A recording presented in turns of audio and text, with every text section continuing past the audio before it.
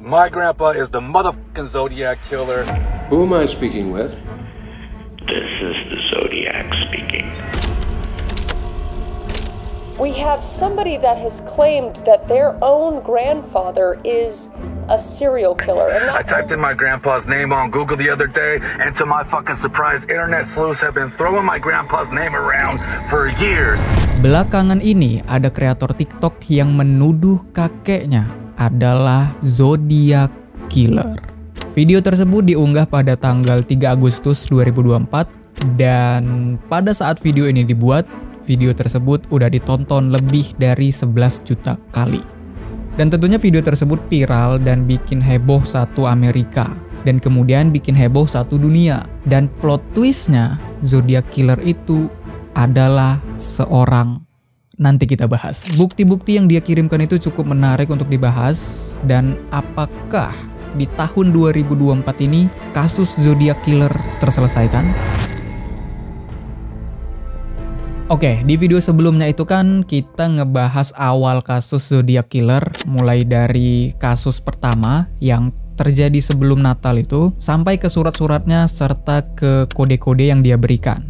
Nah, buat kamu yang nggak mengetahui sama sekali kasus Zodiac Killer ini, aku saranin untuk nonton part 1 dulu, baru lanjut nonton ke video ini. Karena di sini kita akan ngelanjutin pembahasannya tentang ancaman Zodiac Killer yang akan meledakkan bus sekolah. Terus kita akan bahas sedikit aja para tersangkanya, baru kita masuk ke kreator TikTok tersebut. Jadi jangan lupa simak sampai habis dan mari kita mulai.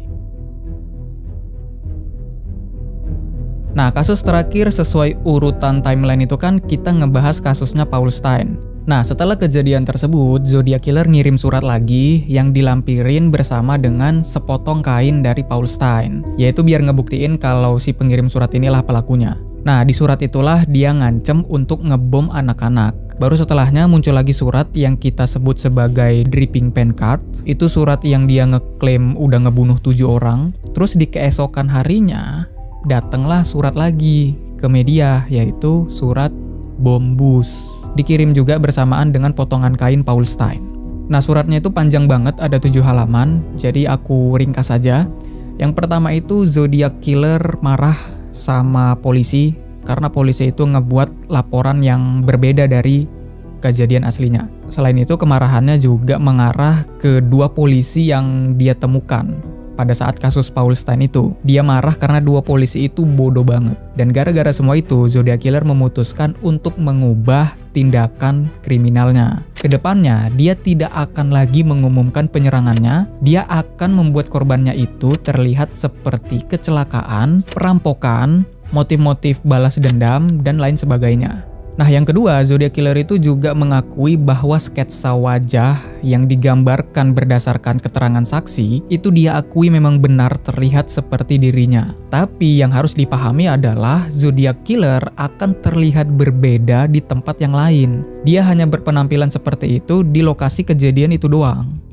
Terus dia membantah juga mengenai sidik jari yang ditemukan oleh polisi. Dia mengklaim bahwa dia tidak pernah meninggalkan sidik jari. Karena selama penyerangannya, dia selalu menggunakan cairan untuk melapisi tangannya gitu cuy. Aku kurang tahu itu namanya apa. Nah, selain itu Zodiac Killer itu kan ada ngoceh juga ya kan mengenai 2 polisi itu. Dari cerita dia di surat tersebut, kita bisa memperkirakan rute pelariannya dia. Nah, di peta ini adalah lokasi kejadiannya. Kemudian kan dia berjalan ke sini dan bertemu dengan 2 polisi. Nah, 2 polisi ini karena tidak merasa curiga, mereka membiarkan Zodiac Killer pergi. Dan Zodiac langsung pergi ke taman untuk menghilangkan jejak. Kenapa aku bilang dia larinya ke sini? Itu karena ada saksi yang mengatakan bahwa mereka melihat seorang pria yang berlari ke arah taman, kemudian menghilang dalam semak-semak. Nah, kemudian di surat itu Zodiac bilang bahwa ada motor yang melintas dari arah selatan ke barat laut. Dan posisi dia pada saat itu adalah 150 kaki dari jalanan tersebut. Nah, jalan yang dimaksud itu adalah jalan yang ini. Dan posisi Zodiac diperkirakan di sekitar sini. Jadi, sehabis dia sembunyi di taman, dia mungkin berjalan ke arah timur. Kemudian setelah motor polisi ini lewat, barulah dia kabur dari tempat tersebut ke arah timur. Gitu, brother. Terus dia juga membocorkan rencananya mengenai pengeboman bus sekolah itu, aku kurang tahu ya secara teknisnya itu kayak gimana, tapi Zodiac itu bilang bahwa bahan-bahannya itu bisa ditemukan dengan mudah di pasar. Dia bahkan ngasih detail rencananya buat masang bomnya itu di pinggir jalan. Maksudnya itu ditanam di pinggir jalan. Barulah nanti ketika bus sekolah lewat, bom itu akan meledak. Jadi bukan dipasang di bus sekolahnya ya coy. Dia juga yakin bahwa polisi nggak akan bisa menemukan bom tersebut karena polisi nggak mungkin menghabiskan waktu untuk menyisir jalanan di sana. Terus juga dia bilang percuma kalau mau ngubah rute bus sekolah karena bomnya ini katanya bisa disesuaikan di rute yang baru. Nah, kemudian untuk surat-surat berikutnya aku bahas singkat aja ya.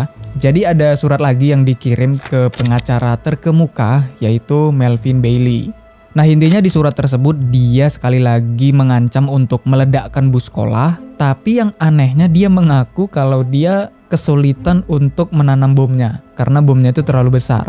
Dan juga alat triggernya belum dia sesuaikan. Sehingga ini membuktikan bahwa Zodiac Killer itu tidak ahli di dalam merakit bom. Baru setelah itu dia ngirim lagi yang namanya itu kita sebut My Name is Letter, karena di surat ini dia hampir nyebutin namanya.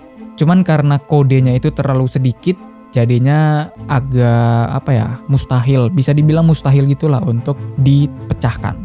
Kemudian dia ngirim surat lagi yang kita sebut sebagai Dragon Card. Di situ dia nyuruh orang-orang pakai pin dengan desain yang dia tentukan. Tapi pada akhirnya orang-orang gak ada yang pakai pak. Sehingga dia marah dan ini membuat dia harus meledakkan bus sekolah. Tapi sayangnya pada saat itu sekolah sedang libur. Jadi bus sekolah tidak ada yang beroperasi. Akhirnya Zodiac Killer mengubah rencananya dengan cara yang berbeda. Di surat yang kita sebut sebagai The Button Letter, di situ Zodiac Killer menuliskan di mana lokasi bomnya. Dengan petunjuk, kita harus menggabungkan peta yang dia kirimkan ini di dalam suratnya dengan kode chipper yang ada di dalam surat itu juga.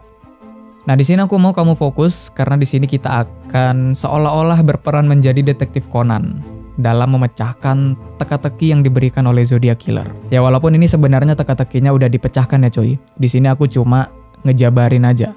Oke, mari kita mulai. Jadi ini kodenya dan ini adalah map yang dikirim. Kita bisa lihat di dalam map tersebut, dia menandai Gunung Diablo sebagai pusatnya. Di tanda tersebut kita bisa melihat ada angka 0, 3, 6, dan 9. Yang kalau kamu ngeh, ini mengisyaratkan bentuk jam. Dan yang angka 0 itu diset sebagai magnetik utaranya. Dan kemudian kalau kita pecahkan kode ini, kodenya berisi seperti ini. Estimate for radian and 5 inches. Jadi kira-kira 4 radian dan 5 inci. Buat yang belum tahu apa itu radian itu satuan sudutnya. Dan kalau inci itu satuan jarak. Nah oke, dapat ya? Nah, magnetik utara pada saat itu adalah 17 derajat. Jadi magnetik utaranya itu agak miring dari tandanya ini. Kemudian kalau kita menghitungnya searah jarum jam, maka 4 radian itu adalah di titik ini. Jadi dari Gunung Diablo ini kita menemukan garis bidik di mana lokasi bomnya berada. Nah, kemudian 5 inci di sini kan adalah jaraknya. Karena Zodiac menggunakan peta dengan skala 6,4 mil per inci, berarti kalau 5 inci jarak yang sebenarnya adalah 32 mil. Nah, dengan mengetahui arah garis bidik dan juga jaraknya, kita bisa kira-kira areanya itu ada di sekitaran sini. Cuman kan untuk mencari tahu titik lokasi bomnya itu masih sangat sulit. Dan Zodiac menyadari hal itu dan dia mengirim surat lagi yang kita sebut sebagai The Little List. Nah, kita abaikan aja tulisannya dan kita fokus ke bagian simbol ini.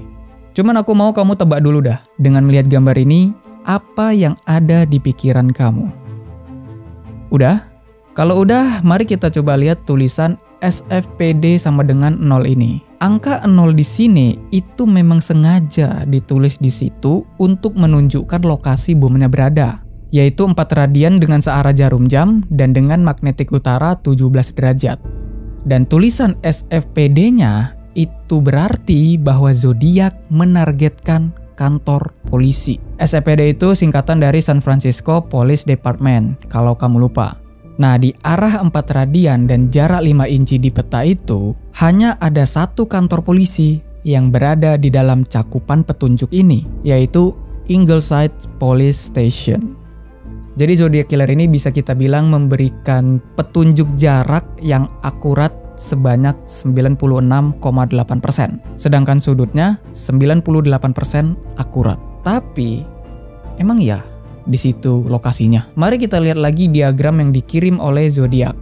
Diagram itu menunjukkan bus sekolah yang melaju dari utara ke selatan, yang di sebelahnya ada tanggul yang cukup curam, kemudian ada matahari di sebelah timur. Nah, dengan posisi matahari yang ada di situ, berarti ini menunjukkan kalau waktu meledaknya itu ditentukan pada saat berangkat sekolah pagi-pagi. Dan bisa kita lihat lokasi yang ditemukan di sini itu mirip banget dengan kriteria yang ada pada diagram bomnya. Dan kalau kita buka Google Map, itu lokasi jalannya itu ada di sekitar situ cuy. Jadi deket banget nih, di seberang jalan doang dari kantor polisi.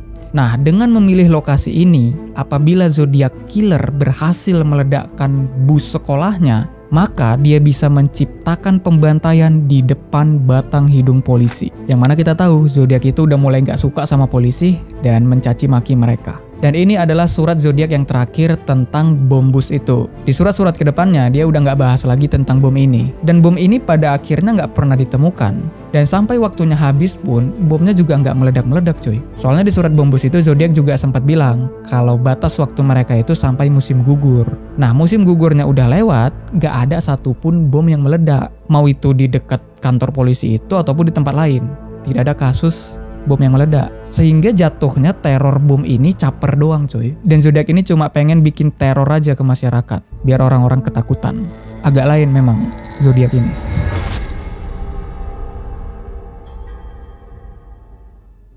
Oke, langsung aja kita bahas. Tersangka pertama adalah Arthur Lake Allen. Nah, sebenarnya yang melaporkan dia ini adalah temannya sendiri. Jadi setelah mereka berdua ini mengobrol, Arthur ini ngomong kalau dia tuh pengen ngebunuh pasangan secara random. Terus dia juga bilang kalau dia pengen dipanggil Zodiac. Terus dia akan menggunakan senter yang dipasang di senjatanya untuk berburu. Nah, sebenarnya banyak petunjuk yang memberatkan Arthur ini cuy. Mulai dari dia tinggal di Vallejo, lokasi di mana dua penyerangan Zodiac berada. Kemudian dia berada di dekat wilayah danau pada kasus ketiga. Terus dia punya jam tangan yang ada tulisan zodiaknya. Terus dia memiliki gaya berjalan lambat yang mirip sama gaya berjalannya Zodiac Killer.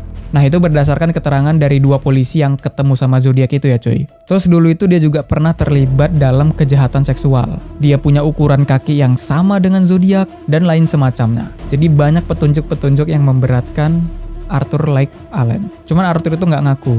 Dia bilang kalau dirinya itu bukan Zodiac. I'm not the Zodiac. And if I was, I certainly wouldn't tell you. Tersangka yang kedua adalah Richard Marshall. Nah, dia ini dijadikan tersangka karena dia itu berada di lokasi kejadian. Nah, kalau kalian ingat di kasus supir taksi itu, di kasusnya Paul Stine, kan ada saksi yang bilang bahwa mereka melihat seorang pria yang berlari ke taman kemudian menghilang di dalam semak-semak. Nah, para saksi itu juga bilang bahwa umurnya itu sekitaran 40-an. Nah, si Richard ini pada saat itu usianya juga 40-an tahun. Beratnya, tingginya, kacamata, terus warna rambutnya itu mirip sama kriteria Zodiac. Dan kenapa dia bisa berada di lokasi kejadian pada saat itu? Yaitu gara-gara rumahnya memang ada di situ cuy. Jadi ya memang buktinya itu tidak kuat, tapi ada pertimbangan lah sehingga menjadikan Richard Marshall ini sebagai tersangka. Kemudian tersangka yang ketiga adalah Lawrence Kane. Lawrence ini adalah saudara dari Darlene, korban kasus kedua. Nah, dulu Lawrence itu sempat mengalami kecelakaan mobil sehingga membuatnya cedera otak. Dan dokter mendiagnosis bahwa dia kehilangan kemampuan untuk mengendalikan kepuasan. Nah, jangan-jangan Lawrence inilah yang mengikuti Darlene, kemudian membunuhnya. Tersangka yang keempat adalah Theodore Kaczynski. Dia dianggap tersangka Zodiac karena ketertarikannya terhadap Chipper atau Sandy dan pernah terlibat dengan pihak berwenang. Jadi Theodore ini memang seorang kriminal. Nah, dia itu tinggal di daerah yang sama pada saat penyerangan Zodiac dan dengan minatnya terhadap kode ataupun sandi itu membuatnya menjadi tersangka. Yang kelima adalah Richard Gaikowski. Dan setelah diselidiki, ternyata dia dulu itu pernah menjadi bagian di Angkatan Darat, yang mana dia itu dilatih sebagai petugas medis. Yang mana pasukan bagian medis itu memang dilatih untuk menyobek pakaian untuk dijadikan sebagai perban. Nah, dilihat dari pakaian yang disobek di kasus supir taksi tersebut, mungkin Richard bisa melakukan itu dengan tangan kosong. Yang terakhir adalah Jack Terrence. Yang melaporkan ini adalah anak tirinya sendiri. Laporan ini didukung dengan pisau yang berdarah, gambar-gambar yang mengganggu, dan tulisan tangan yang cukup mirip dengan tulisan Zodiac Killer. Terus tudung bergaya algojo itu ditemukan tergulung dan disembunyikan. Selain itu, wajahnya juga kurang lebih mirip sama Zodiac. Cuman petugas pada akhirnya menolak bukti tersebut dan menganggapnya sebagai omong kosong. Tudung yang ditunjukkan itu juga berbeda dari apa yang dideskripsikan sama korbannya. Jadi, itu dia. Tuduhan berani ini muncul dari kreator TikTok yang namanya itu J-Foy. Kita panggil aja Jeremy. Nah, sebenarnya ya, di dalam kasus Zodiac ini udah banyak banget orang-orang yang main klaim-klaim begini. Ada yang bilang temannya Zodiac Killer lah, ada yang bilang itu ayahnya, ada yang bilang itu kerabatnya, kenalannya, macam-macam. Beberapa tersangka yang barusan kita bahas gitu juga kan. Nah, kali ini Jeremy percaya. Dia percaya kalau kakeknya itu adalah Zodiac Killer. Dan ini plot twistnya. Kakeknya adalah seorang polisi. Mungkin kenapa kasus ini tidak terselesaikan adalah karena pelakunya itu adalah polisi. Dan tidak ada yang mencurigainya pada saat itu. Nah, mari kita bahas bukti-bukti yang dia berikan.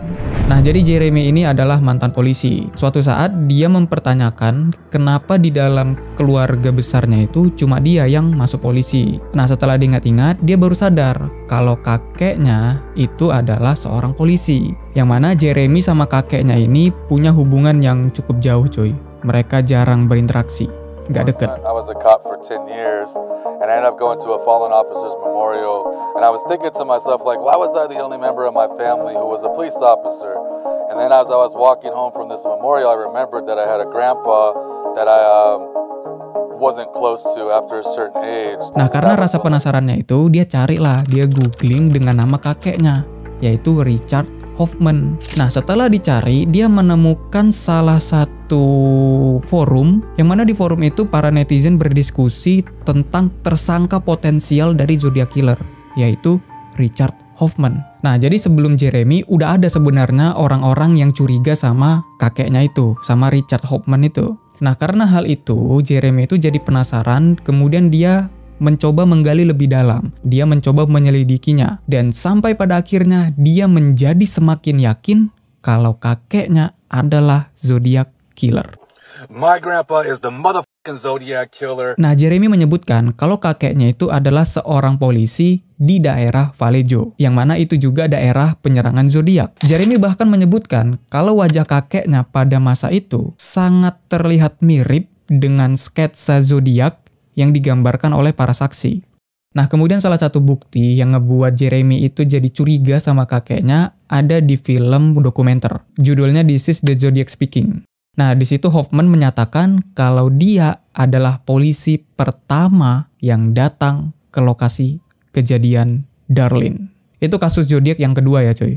Nah, pada saat itu Richard Hoffman memang menggunakan pakaian sipil, kemudian dia berpatroli dengan menggunakan mobil biasa, jadi nggak pakai mobil polisi. Nah, di situ dia bertugas untuk mengamankan anak-anak muda yang nakal yang masih berkeliaran pada malam hari. Makanya dia nggak menggunakan atribut-atributnya. Nah, di situ Hoffman mengklaim beberapa menit sebelum penyerangan, bahkan setelah penyerangan itu juga, dia tidak melihat ada kendaraan yang lewat. And also, my grandpa, as stated, was on the juvenile division wearing plain clothes and an unmarked car the night of the Darlene Ferrin shooting. And his area of operation was to patrol Blue Rock Springs and Lake Herman Road, Lover's Ridge for teenagers doing the dirty birdie up in those little areas late at night. Well, he reported on the radio about 10 minutes before Darlene Ferrin's shooting that the area was clear and there were no vehicles. He also arrived on scene of the shooting 5 minutes after they found out about it and said that there was no cars. So he patrolled the area 10 minutes before the shooting, arrived 5 minutes after the shooting, and still reported not seeing any cars on the scene. If he already patrolled that area, wouldn't he have seen Darlene Ferrin and Mike parked in that parking lot? I don't know. A little suspicious. Disitulah anehnya. Karena berdasarkan kesaksian dari Mike, yaitu korban yang selamat, dia bilang sebelum mereka sampai di tempat parkir itu, dia merasa ada mobil yang mengikutinya dari belakang. Dan kalau kamu ingat, di pembahasan video sebelumnya, aku ada bilang kalau Mike merasa mereka didatangi oleh polisi. Berarti bukan tanpa alasan Mike mengatakan seperti itu, karena mungkin aja yang keluar dari mobil tersebut memang seorang polisi. Dan kamu tahu apa yang dibilang sama Darlene pada saat itu? Dia mengatakan nama Richard. That's all she said about it. He just does.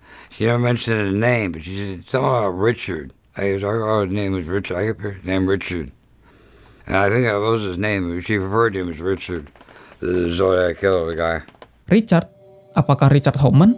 Dan yang membuat ini lebih menarik, sebenarnya Darlene itu punya beberapa selingkuhan. Gak cuman Mike doang. Dia bahkan punya beberapa hubungan dengan pria polisi. Jadi ini memunculkan spekulasi bahwa seorang polisi yang namanya Richard, yang mungkin selingkuhannya Darlene, bisa jadi memiliki motif untuk menyerangnya. Nah, kemudian hal aneh lainnya adalah ketika Hoffman menggambarkan detail tentang perjalanan Darlene menuju ke rumah sakit, yaitu di dalam ambulan. Di situ Hoffman bersama dengan Darlene ada di dalam mobil yang sama. During the ride to the hospital. And of course her shirt or sweater, whatever she was wearing, was off. And each time that ambulance attendant blew air into her chest, there was a little piece of material from her bra that I could see fluttered with every breath he blew into that girl. Nah, di situ Hoffman fokus pada bra yang berkibar setiap kali petugas ambulan memberikan napas buatan.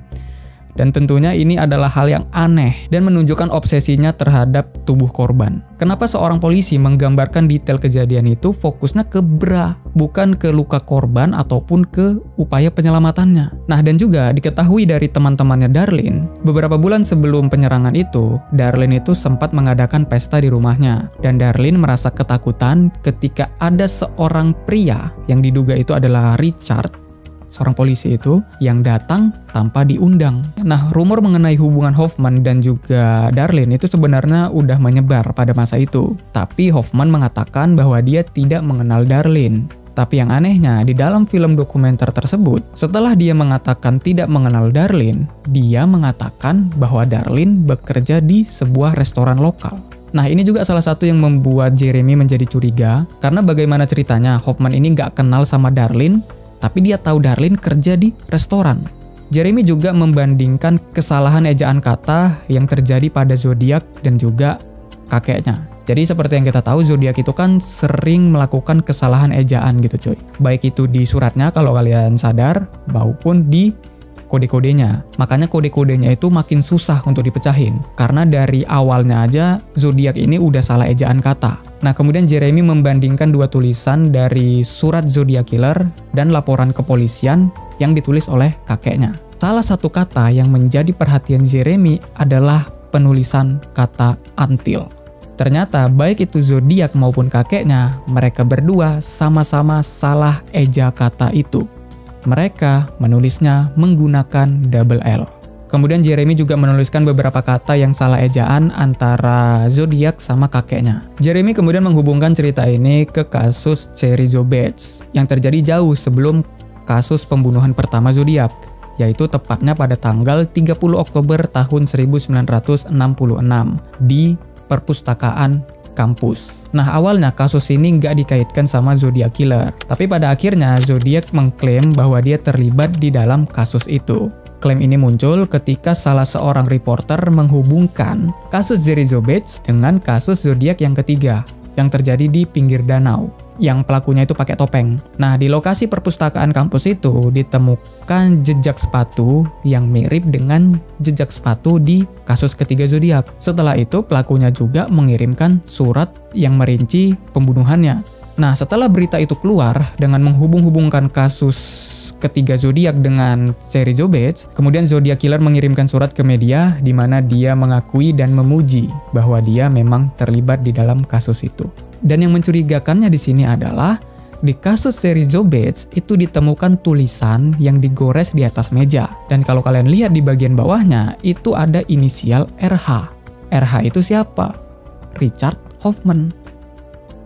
Damn. Nah, Jeremy bilang kalau dia itu punya bukti-bukti yang lain yang mau dia share. Cuman karena video pertamanya itu viral dan juga video-video setelahnya, ada orang yang mengajaknya untuk berkolaborasi untuk membuat film dokumenter. Dan karena kontraknya itu, Jeremy ini jadinya harus tutup mulut sebelum video itu dirilis, film itu dirilis. Jadi ya kita nggak tahu informasi apa lagi yang akan diberikan. Berarti bisa jadi film dokumenter itu nanti akan mengungkapkan beberapa petunjuk, dan apakah ini menjadi kunci terakhir dalam menguak kasus Zodiac Killer? Kita tunggu aja filmnya. Bayangkan ya cuy kalau ini benar. Cukup mengerikan kalau membayangkan pelakunya itu adalah seorang polisi yang mana dia masih berada di TKP pada saat itu. Dan yang lebih mengejutkannya lagi, pembunuhnya itu berada di dalam mobil yang sama dengan korbannya. Tapi orang-orang tidak ada yang mencurigai dia karena dia adalah seorang polisi. Udah dibunuh tapi pelakunya masih di situ. Tapi orang-orang juga gak ada yang tahu.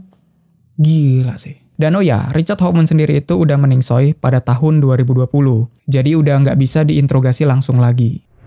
Nah, jadi gimana menurut kalian? Apakah kakeknya Jeremy Foy itu benar-benar Zodiac Killer? Atau apakah Jeremy Foy ini hanya omong kosong supaya dia menjadi viral, dapat duit, diundang sana-sini? Komen di bawah. Jadi jangan lupa subscribe untuk pembahasan lainnya, termasuk pembahasan film animasi antologi yang ada Kratosnya, dan juga kelanjutan dari Black Myth Wukong. Terima kasih udah nonton, dan sampai jumpa di next video.